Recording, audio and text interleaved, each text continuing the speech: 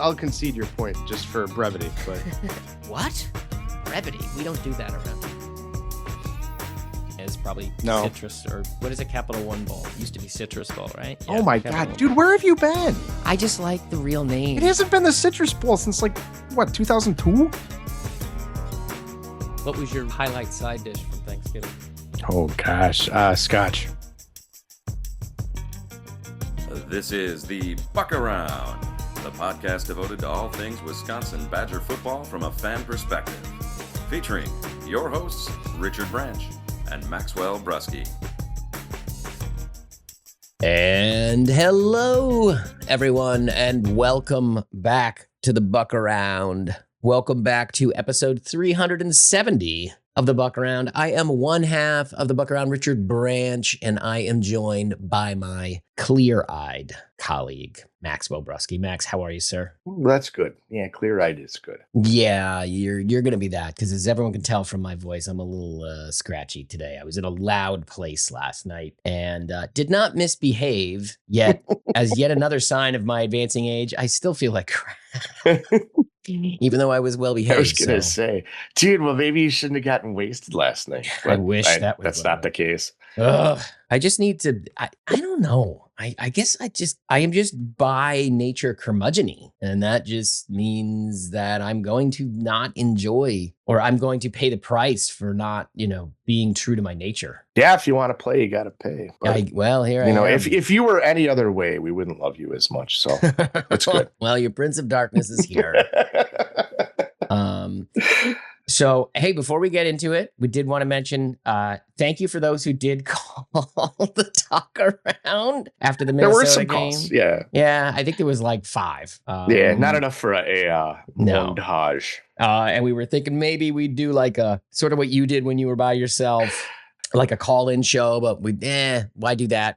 We can use it, but we can work off the game ourselves, which we know we're way behind on. I guess we should have said this last week. We sort of figured out, like, we'll just kind of do the combo game reaction signing day, especially after the loss, because nobody cares after the loss. Which loss? Exactly. Oh, that's terrible. I shouldn't say that. And but so we were late. And then on top of that, it's just a busy time of year between Thanksgiving and all that stuff. That's part of why I think I'm curmudgeoning right now. But we're here. It has nothing to do with 4 and 8. Not really. No, that can't hurt me anymore. I got to go skiing this last weekend, so that was good for me. Oh, that's good. I got my first turns in for the year, so I was happy. I think during the broadcast, I'm 99% sure they showed somebody cross-country skiing. It would make sense. In a street in Minnesota. Yeah, so that's an excellent segue into the game. Badgers had, that set up the way we thought it should, right? I know, didn't it? Crap weather boxes the game in. It kind of lets them just run their offense. Which was what they were going to do anyways, but this just fit the weather. I mean, you had, what did they do? Minnesota's quarterback averaged 3.8 yards per attempt, Max. The funny part was, though, I think, didn't he have like 12 passes in the first quarter? I mean, they weren't throwing the ball downfield, but they were throwing the ball a lot. You're exactly correct. He had 12 attempts in the first half for 35 yards, just 2.9 yards per attempt. Yeah. I thought, and think of that too. I mean, if you're playing Wisconsin's run defense, right? I mean, that makes a lot of sense. That's, I shouldn't, this is a bad segue, but I know PJ Fleck just bothers the living crap out of so many people, but he doesn't bother me, in the very least. And it's not just because he's from right down the road from me or anything like that. I didn't live here in those days or anything like that. But I mean, I just think that was there was a smart game plan that they had too. And they had this transfer from Iowa that was bugging the living crap out of my kid who I was watching the game with. Named John Nestor, who wound up being the defensive player of the week for the Big Ten.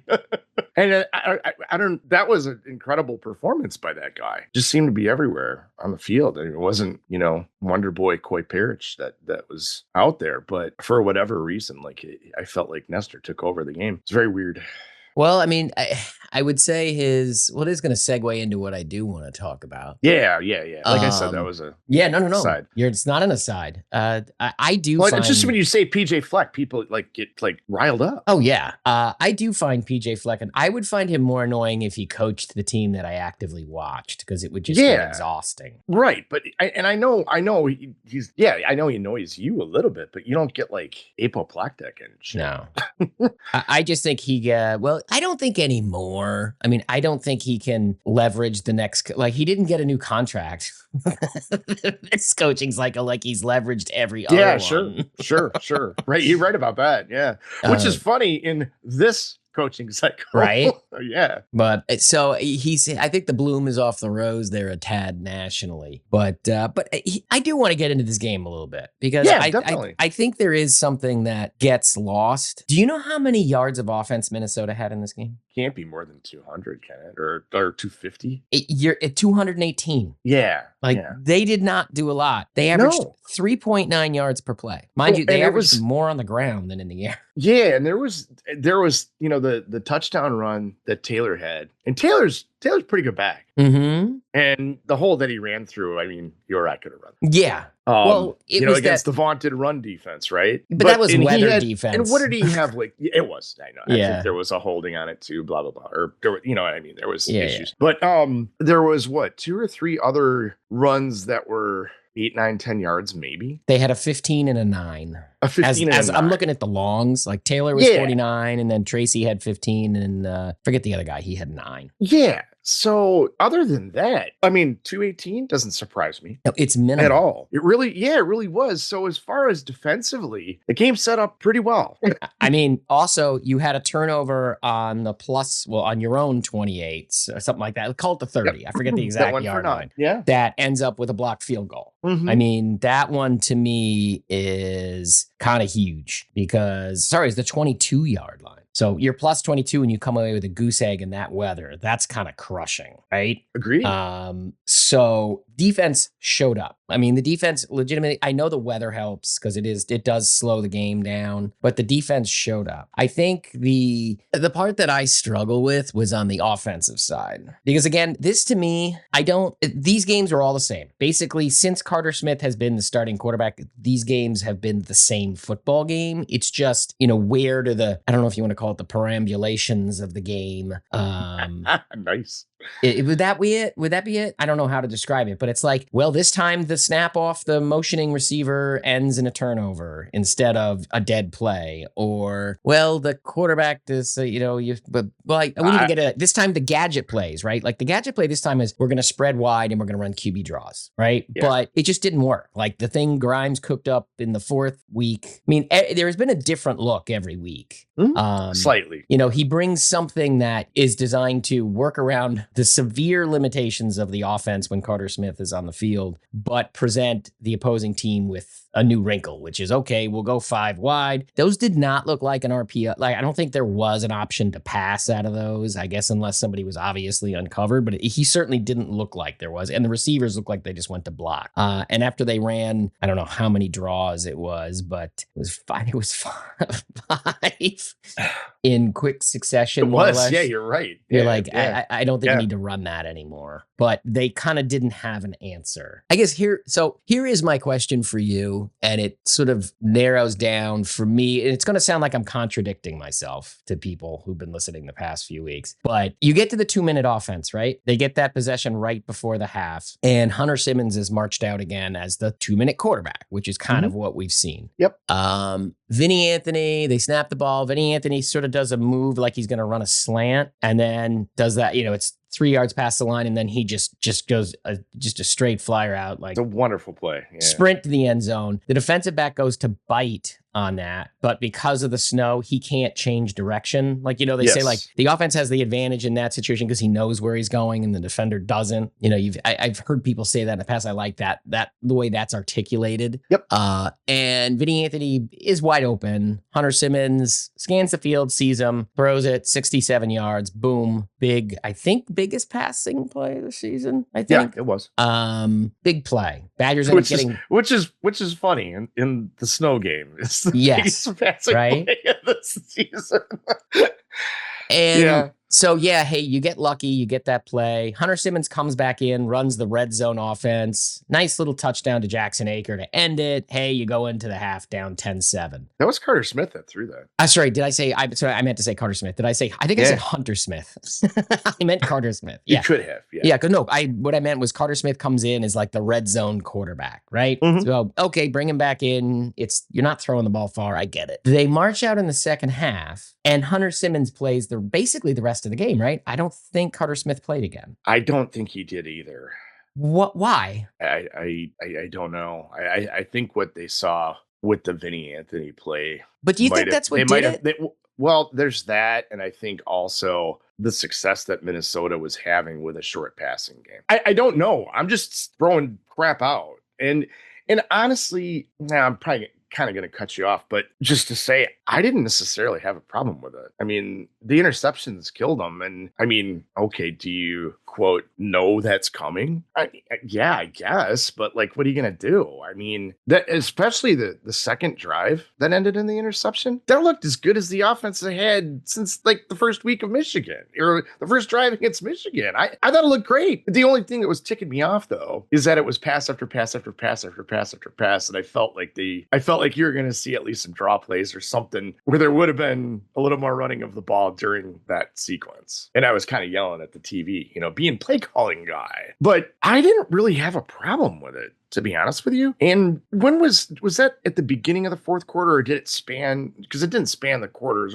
I think it was at the end of the third quarter. What, the picks? The second one. The second one, yeah. The first one was on the opening drive of the third quarter. Because remember, they got the ball back after the touchdown, right? Yeah, no, the second pick was in the third quarter. There was like 6 minutes Yeah, it was left. in the third quarter. So after that, I'm kind of surprised Simmons stayed in. After the second pick, I was shocked. Actually, to be honest with you, so the first one, hey, he tried to fit it in a tight window, tipped, picked. I'll give him, like that was just trying to make a play. Second one was, it was forcing a ball though too. Would you say that the first one? The second one was, in my recollection, that's what terrible. I remember yelling about. Yeah, the second one was terrible. I mean, I don't understand what he was even throwing to. Well, it doesn't matter. But I thought what he said about it after the game was like, really, dude, like that's BS. And I'm not going to criticize a kid for doing that. You know what I was saying that, but I was just like, really? Yeah. Come on, man. We were all watching that. Come on. Yeah. Nobody was open on that. But I guess I agree. I think your thought is right. I think they basically said, hey, we moved the ball a little bit through the air. Like maybe we need to do a little bit of what Minnesota's doing, just a lot of short dink and dunk stuff. Hunter Simmons' specialty. I kind of wonder. I just feel like if that Minnesota defensive back doesn't leave Vinny Anthony wide open, would they have stuck with him? The length. Who knows? I just feel like, to me, it feels like it just goes back to everything I've felt like this year, which is so much of everything has been reactive, and it doesn't feel like there is a coherent, cohesive plan to win. And I get part of that is you're scraping bottom of the barrel of the roster at this point. I get it. That was sort of like my thing a couple weeks ago. And I'm like, why aren't they playing Hunter Simmons at this point? Like, if I don't get it, like if you can't run it, this is sort of the same thing where it's like, well, if you're going to commit to that Carter Smith thing, why are you then sort of dropping it? I mean, I guess, again, they didn't think they could move the ball on the ground, but I do feel like in those conditions, you're just waiting for Darian Dupree to basically do the same thing again, where you're going to have a seam and he's just going to straight line, because nobody can run, nobody's going to be able to change direction and catch him. That's kind of what I thought. Like Darius Taylor did. Yeah, exactly. That's exactly what you're waiting for. I really thought I was going to see one of those again, too, to be honest with you. Well, it sets I thought up they would have blown one open. I really did at some point. I really did think that. So I don't mean to dwell on this game too much because it's far in the past. But that's okay, though. And I think in the big picture, too, you talking about the incoherence and that sort of thing. In year 3, come on. No. We'll get into more of that. I don't want to go there. Like I said, I was relaxed. I was more sad than mad at the result, but it just, I don't want to say it like ruined my night, but it really like took the wind out of my sails, because I was going to be happy watching the Iron Bowl and the Snow Bowl and champagne, and all that. And that thing just, it took the wind out of my sails. I felt bad. My wife's like drinking cream sherry. My son's there, he's drinking his rum and cokes, and I'm just like, oh man, I'm just not feeling it. So it made me sad and mad. And not that it was over, but just like this is how it all ends, with a pift and a November that had freaking good. Like there was at least a lot to cheer about on the field in terms of the scoreboard. I mean, So, again, and it's the same game. I see though. you're making that face, but who cares? I mean, there was 2 wins out of this crap ass team. Well, but again, I keep coming back to, you saw the same game. It just broke the wrong way. It's the same thing. No doubt. No doubt. There's nothing that, whatever you take away, like long term or anything beyond these particular games, other than, all right, we had plans to win them. We muddied it up. It worked twice. And here it just did it, to your point, it just didn't work out. But the fact that it didn't work out was just kind of a bummer. Yeah. But so let's put this game to bed. We don't need to talk about it anymore. Nobody's interested in it. They've probably already deleted the episode and moved on. But if they haven't, do you have an under the radar player of the game? I do, and it's going to be my under the radar player of the season, and it is second team All Big Ten tight end Lance Mason. I knew you were going to end up on the Big Ten teams. As soon as I saw them, I thought he was third team or something. No, he was second team. I saw second team coaches. Okay, good for Lance Mason. That's pretty cool, though, isn't it? Like for this, like. Sure. I mean, yeah, but Lance Mason was like the second choice, and I know. No, I get that.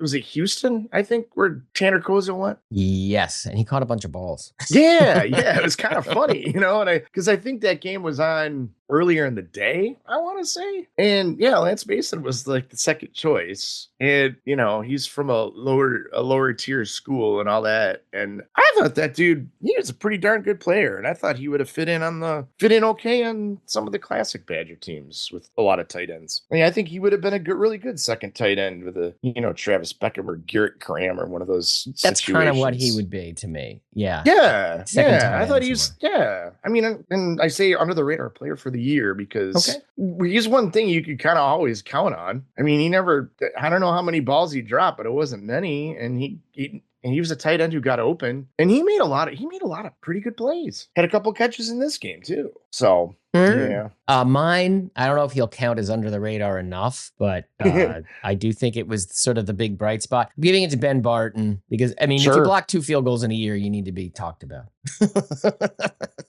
So I'm going to give it to Barton. Looked really solid. Nice end of the career. Yeah, and he's one of those dudes who's he'll hang out in an NFL training camp. Yeah. He will be a UDFA, and he'll be one of those guys that you'll be scanning the UDFA updates as soon as the draft is over to see where he winds up, and whether or not he'll catch on someplace or there'll be a spot for him. He'll definitely have a chance, right? And he's another one out of the classic Badger defenses of the Alvarez, Bielema, and even Chris era. I mean, I think he would have been one of those solid rotational players that it's not an all league guy or anything like that, but he was like the line play wouldn't have fallen off when he was on the field. Yeah, I would buy that. I mean, he's like a Zabzebski type guy. Oh gosh, yeah, that's the name I haven't heard in a long time. I don't know why I thought of Conrad Zabzebski, but I did. Yeah.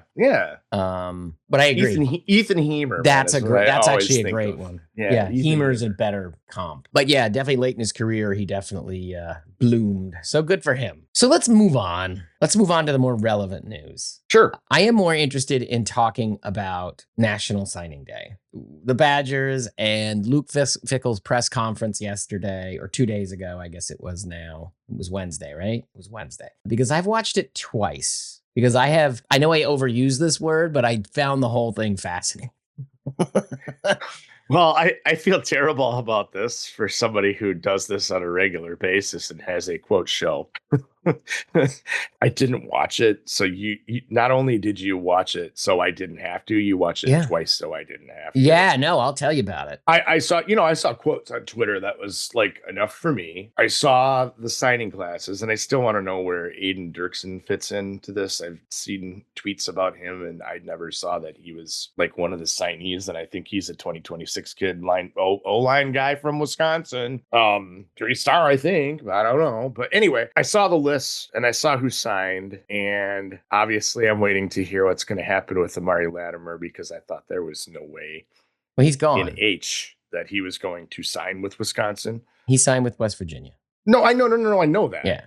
Obviously, I know that, but like I had seen enough. Like, so I really the quotes were illuminating, and you're gonna talk about them, but I didn't watch it, so I'm really interested to hear your commentary. Okay. Well, so for me, here's the thing that I'm sort of struggling with.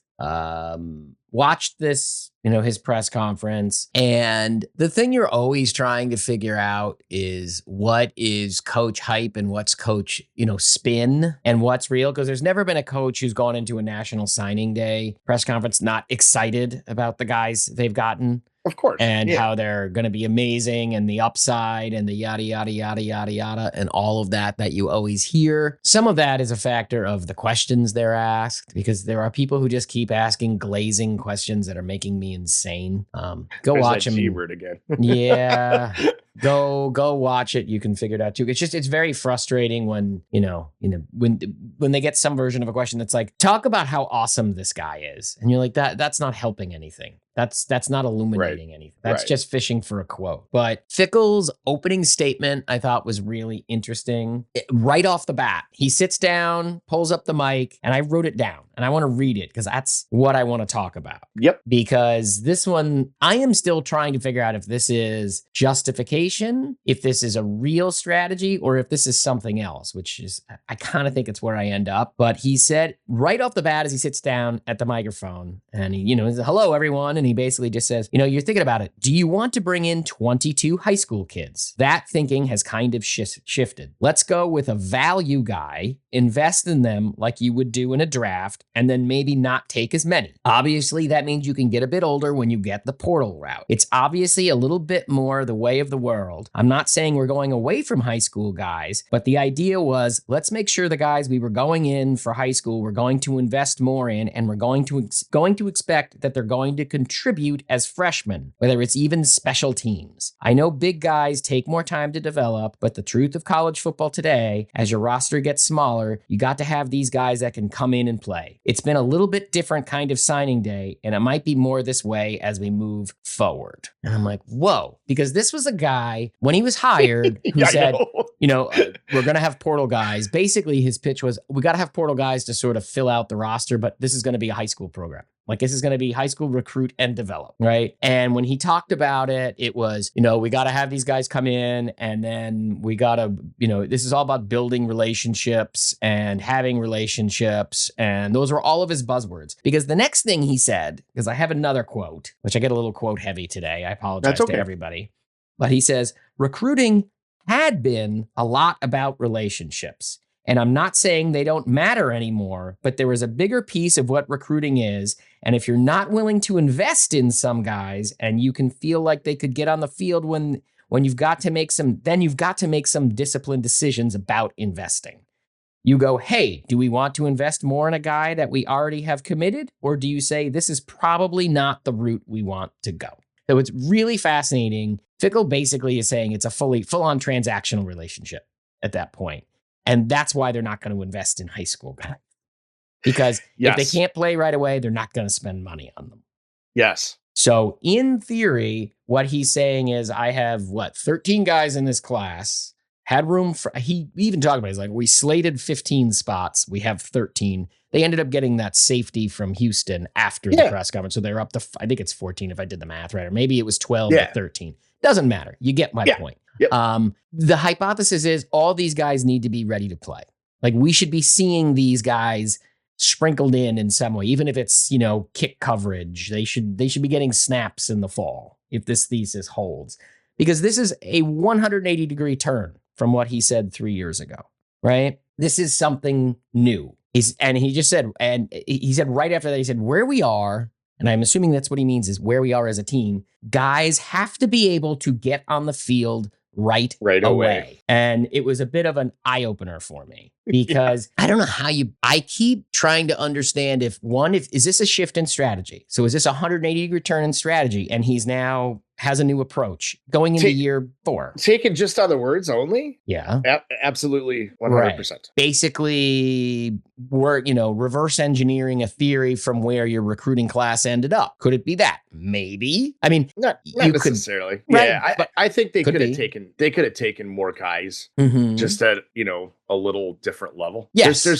And whatever people are saying about like, why would you want to play here? I mean, dude, shut up, dude. It's still a freaking Big Ten team. Get out of here. There's plenty of, if they wanted to fill a class with 20 guys, they absolutely could have. Mm-hmm. I mean, their star rankings would be, in the borderline 3, or, it'd be MAC level players, or, whatever, like one other Power 4 offer, that kind of stuff. They could have absolutely done that if they wanted to. Right. I don't want, and I don't think anybody should get twisted about that, to your point there. So that's the second thought. Yes. The third thought is let's do this last quote and then I'll get to my last one, because I think it maybe feeds the first one, excuse me. Because he just said, this is the last one that I said. I mean, I was watching this thing and I'm typing these out because I'm like, I feel like these are kind of meaty things he's finally saying, because he's a very he's a very hard coach to actually get to articulate things in a lot of ways. Like, what are you trying to do on offense? I couldn't tell you. He can't give you an answer. When you're constantly speaking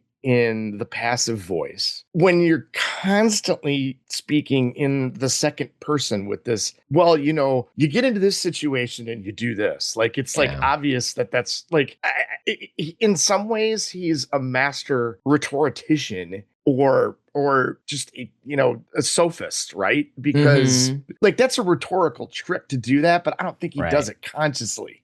Well, I think it's him like trying to disconnect, and it's like how he analyzes the situation. Like he's trying to depersonalize it, maybe. Yes. That's how he does it in his head. I don't know. Yeah, get your quote out, because that is one of those things with him. And this actually had a lot more illuminating. The quote, that presser had many more illuminating things than there usually is. Right. But when he's always talking like in that manner, like, all coaches don't do that. Right. Anyway. But yeah, so here's his last thought, or the last quote I pulled, because I think I'm not sure how to take this one, because I think I agree with you. I don't think the reverse engineering is a real thing. So we have, no, I don't think so. Valid theories. This is what he wants. And then there's the other one I'll get to in a second. But yeah. So he says, for us, just recognizing this league is, I think, a bit different. And it is harder and harder with younger guys to think you can be successful. The balance there with what you believe you can get with freshmen. We call them draft picks now. You don't have 22 draft picks. Let's be disciplined with what we're doing if we're going to take 14 guys. It was 14, which puts you in a situation where the transfer portal is going to be one of those things that's probably going to be bigger than anything you've ever had before, along with retaining the guys you have. So he came back to that, taking smaller classes makes you older. But then he's talking about, I want to be older, right? Because that's what he says here. I'm only taking 14 guys max. They're at 13 right now. So we're going to be heavier in the portal, because he was asked, is your portal class going to be bigger? In his mind, he thinks he has to be older to win. When he says that, combined with where we are, guys have to be able to get on the field right away. This is all about, he knows he is basically, this is his job this season, right? Like, if he's going to stay employed, this is his job. He has to win next year. I am trying to figure out if, and this is kind of, I think, where I end up. It's not so much that he's reverse engineering a justification for what his class looks like and what his roster is going to look like. It's that he is reverse engineering from, I've got to win next year. How do I win? And a smaller class with guys that are going to play now and then heavy in the portal is his best chance of retaining his job. Everybody works to how they're measured, right? Like in everybody's job. Of course. And this is how he's measured. Now, is this in the best overall long-term health for the program? I don't know. I don't think so. I don't think that this sets you up to have a long-term foundation as a program. They have not demonstrated, like, we can do an exercise. And I think that's what we're going to have to do, is we should go back and look at all of his portal classes since they came and just sort of grade it, significant contributor, depth, sort of our tiers. I mean, because I have a tough time seeing that as the way forward. I mean, they worked out the defensive line this year by taking a crap ton of dudes, right? I mean, how many did they take in that last class? I could open my Like spreadsheet. 7. Yeah. And, the 4 of them ended up being legitimate contributors. And plus you had guys that were carryovers like Lane and those guys who kind of Ben Barton sprinkled in. I mean, at least he was internal, right? Like he wasn't a portal guy, but they had to go real heavy in the portal to figure out. Yeah. So the strategy going into next year is truly the Hail Mary. And I don't know that I buy the idea that you take 15 recruit, you're taking 60 high school kids over a 4-year period, or 75 over 5, like that's going to be the long-term reality that makes the most sense, because that Wisconsin is an outlier that way. I mean, who else is taking a small class? It's Nebraska and Penn State has got issues. I mean, at least Wisconsin isn't Penn State. Give Chris McIntosh that. But I would argue, I don't know that the vote of confidence and that we're bringing him back has done anything that they have said it would, because I don't think that it necessarily stabilized the recruiting class, number one. Number two, the late runs they made at guys all whiffed by and large. And then some of it doesn't really add up. Like he's talking about he's taking guys that have to play now. The guy they flipped from Houston is 6'2" and 170 pounds on his bio. I don't know what his weight is now, but the little bit of video you saw him, he needs to put some meat on the bones if he's going to play right away. So you're like, is that really, like, it doesn't feel particularly, because that's one of the things. 6 months of Brady Collins, dude, and he's Caleb Downs. Don't worry about it. I hope we don't get Brady Collins hype videos anymore. I really don't think we need them anymore. Don't even worry about it, Rich. Don't even. It's no worries, man. But I think I just don't know that this is, if he can cobble his way to 7-5, let's say, and that keeps him in his job. Right? They say, oh, we're showing improvement. It's just another, like, you just keep yourself this mortgaging of the future. It's a vicious cycle, like a classic vicious cycle. I think one of the funny things about this, though, this is what just kind of occurred to me when we were talking. It's occurred to me before. I don't know if I articulated, but it's like, oh, it's Luke Fickell's learning journey, and we're just all on it with him. So it's not like that. You know what? Honestly, so here's the other thing. There's 2 parts to this that really jumped out at me. There's a couple things that tie exactly to that. How much his view of how they acquire talent and all that has completely changed in the time he's been in Madison. I mean, massively changed. And it's quite clear to me he doesn't like it. He says, oh, the way of the world. There's a lot of... That's why he talks in that stupid passive voice and with this, well, you get this happen and you do this. It's why he talks like that. There's a detachment. Yeah. Well, it's somebody who doesn't believe the he's saying. I keep swearing this morning for some reason. I don't know what you're doing. I'm sorry, Rich. But it's somebody who's trying to put on a front in a good way. You know what I mean? Like he's not obfuscating or anything like that. It's just somebody whose heart is elsewhere, wants to explode and yell in a way that he does at home, that he probably has been doing for 2 years now. Yeah. I mean, that's wearing, isn't it? I mean, so you've seen it like sprinkled in bits and pieces, like when he's talking about Ben Barton. He's like, the graduate student who is... he says, I was a bad football player when I was younger. He's like, you don't see the guy that's a 5th-year guy who contributes, or Kerry Kadenko. Like, he loves talking about, those guys in a lot of ways are the backbone of a program, and you don't see that as much anymore, and blah, blah, blah, blah, blah. He definitely pines for a different time in football. The way he's trying to adapt... Like I think the draft pick talk is like, okay, we have to have NFL style roster. Man, he kept referencing like, they use the word invest. I don't know why they can't just say spend money. It's so silly. I have some comments on that, especially in connection with one young Amari Latimer. But they keep talking about invest, and I'm like, just say spend money. I mean, we all understand what it is. Like, I don't know why it needs to be. That's why I love when people talk about gambling on sports or at a casino as making an investment. Like, I love that. I do. I love it. I invested in that game. Yeah, sure you did. I love that. No, I'm not being sarcastic. Yeah. I do. I love that.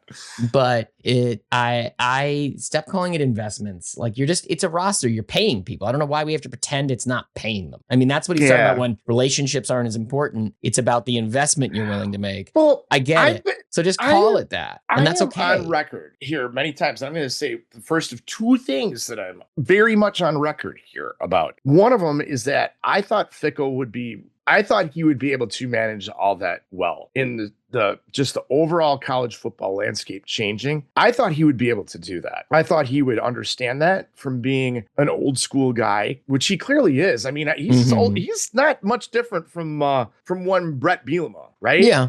He really isn't. Okay. In that regard, Bielema's been better at it over the past couple of years, I think, than Fickell has. But I really thought that Fickell would be able to do that. And I've said that before, that he'd be able to do the authentic stuff that he does want to do, and with success. And it's just, he hasn't been able to do that. And you are exactly correct, because he does sound like that. He's this whole thing especially sounded like that was just a complete lament for him. Yeah, this was a lament. And the way that you pines for a different era, it like seeps out of him, which I like. I just thought he would have been better at this. Okay. More dynamic. Yeah. Yeah. And with better players and stuff like that. I mean, like the Mason Posa and Cooper Catalano, I mean, he talks about those guys the way that, like, those are the guys, right? Yeah.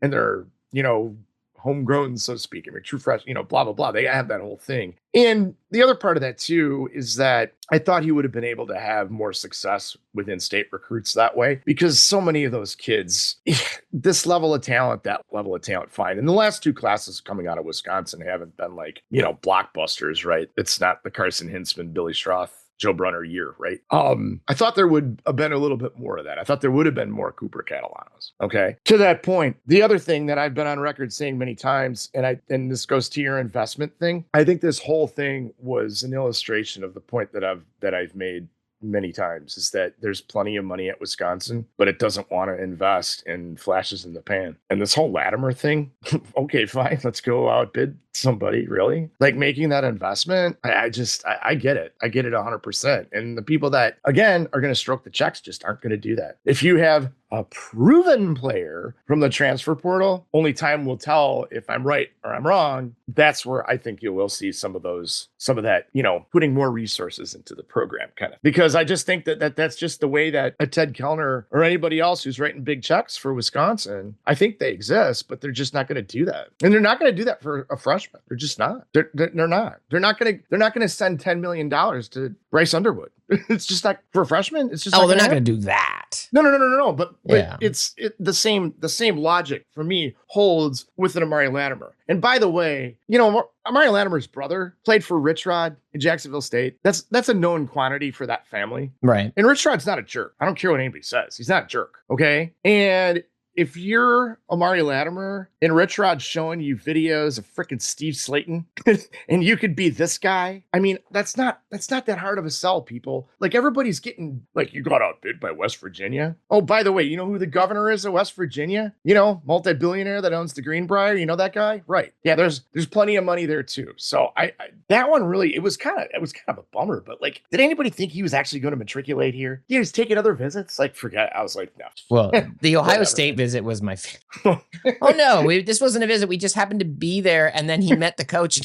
I loved that one. Just passing through. Just like all fans, we were invited onto the field and shook hands with Ryan Day and the coach. That wouldn't crack me up so bad, but I don't care. I digress. With a quick funny story is I met Pat Perlis, George Perlis' son, who at the time was a offensive line coach for the Kansas City Chiefs, at the Iowa Northern Illinois game at Soldier Field in 2012. And he sits down next to me and he's got the shirt. He's got a Spartan shirt on. And I go, "What's up, Sparty Party?" I've been drinking them. I had no idea who this dude was. They're not playing, right? It turns out it's Pat Perlis, George Perlis' freaking son. Okay. And same thing. He was just passing through. It's like we're driving back to where we were coming from Michigan, and we're going back to Kansas City, and you know what? Iowa's playing today at Soldier Field. Phil Parker's a really good friend of mine. He's one of the best offensive coaches or defensive coaches out there. Did you know that he was 3-time All Big Ten? I actually did. I'm like, hell yeah. He was fantastic as a Sparty. Blah, blah, blah. But he was just passing through. So who knows? Maybe they were just passing through. Yeah, ending up on the field with media passes and all that. Yeah, no, but Pat was there with his 15-year-old son, who's gonna play somewhere, right?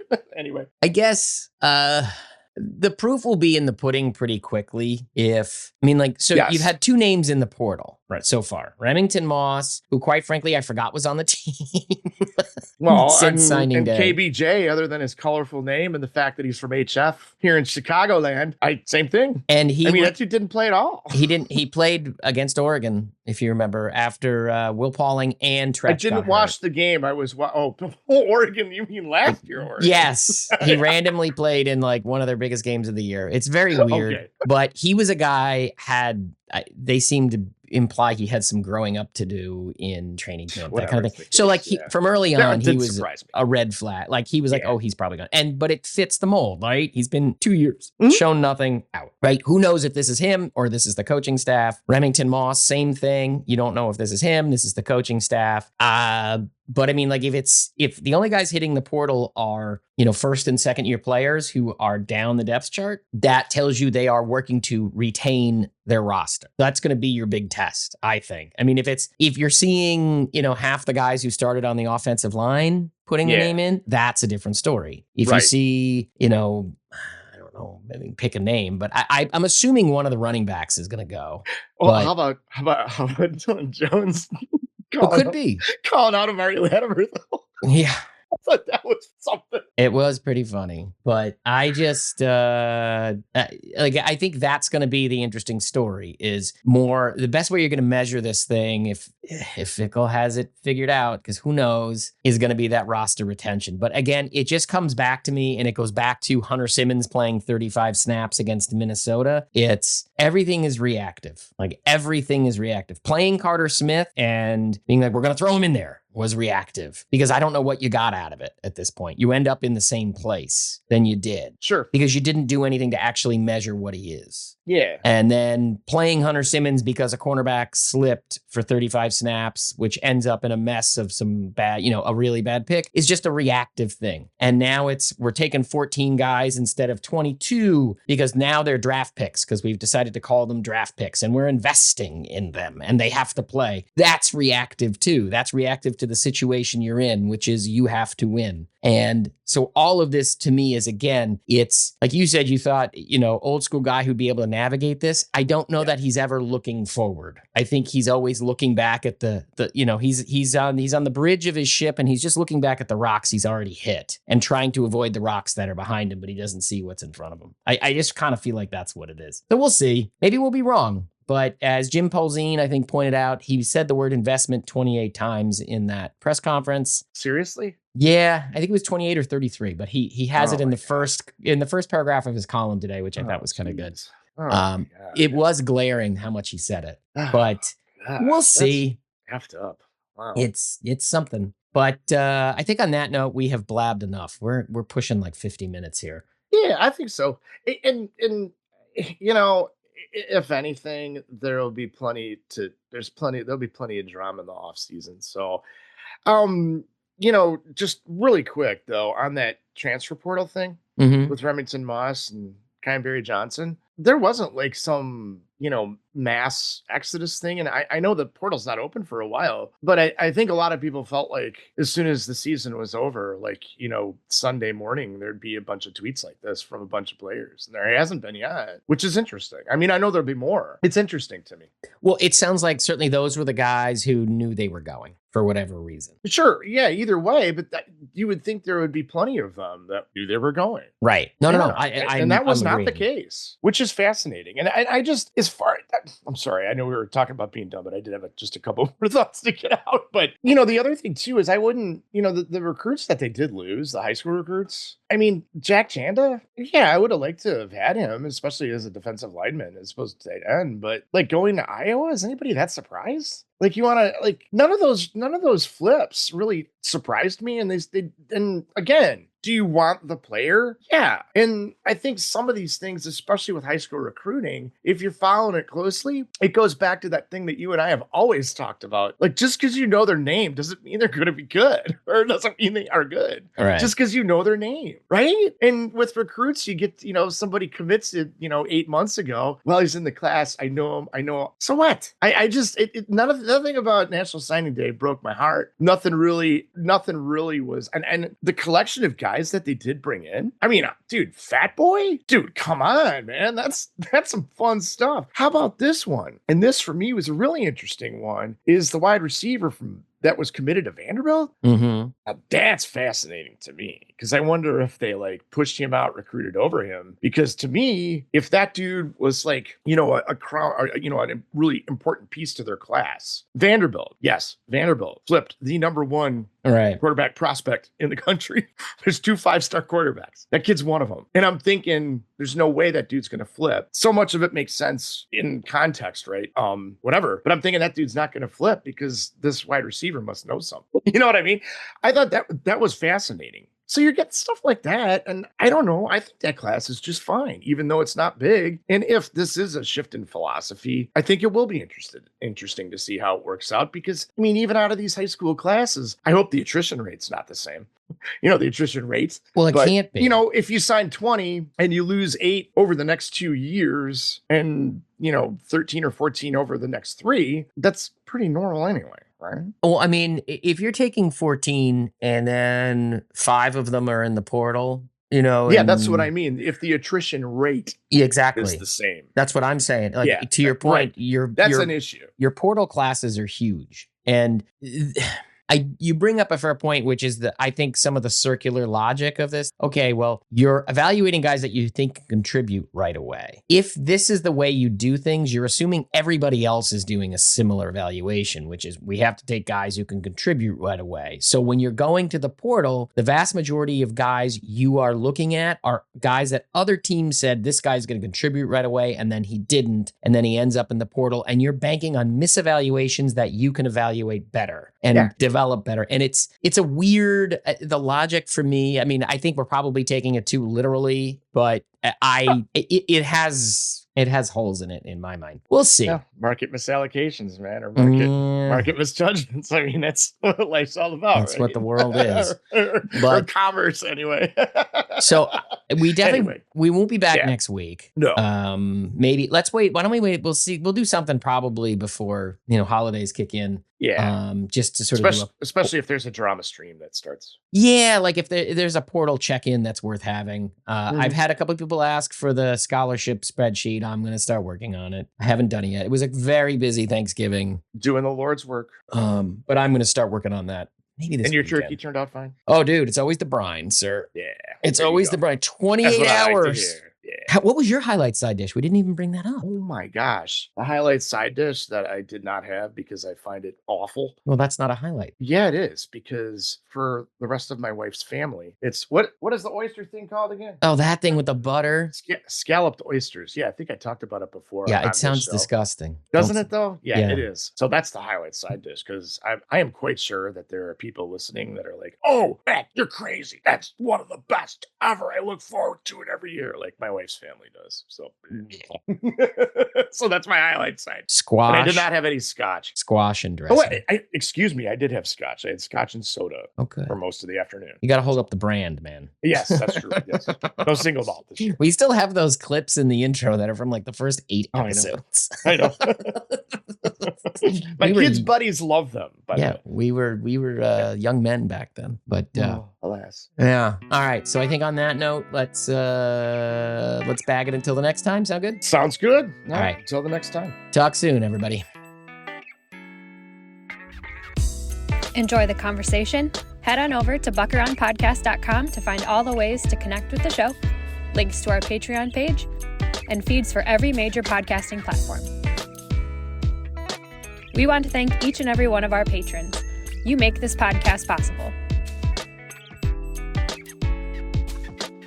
This has been The Buck Around, Badger football analysis from a fan perspective.